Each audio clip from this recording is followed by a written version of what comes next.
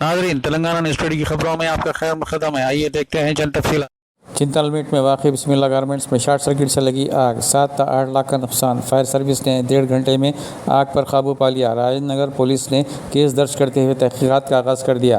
मुकामी नुमाइंदा कॉरपोरेटर और अवाम ने आग बुझाने में मदद की।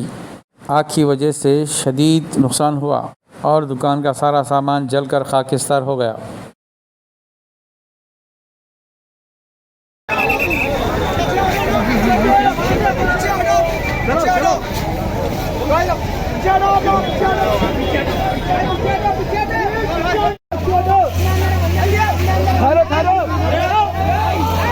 कोई अंदर और कोई है?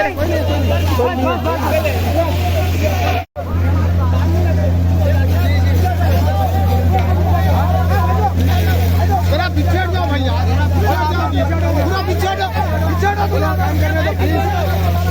ठीक है,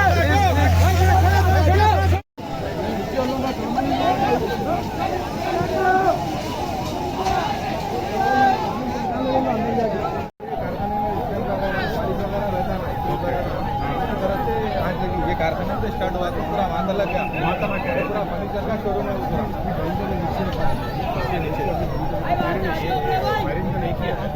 ये गाड़ी खत्म हो गया, उससे आया ये खत्म हो गया, जमा मत हो कोई भी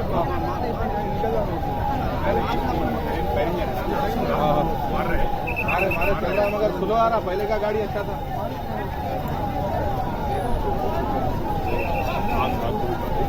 नहीं फर्नीचर के चकले इसके अंदर।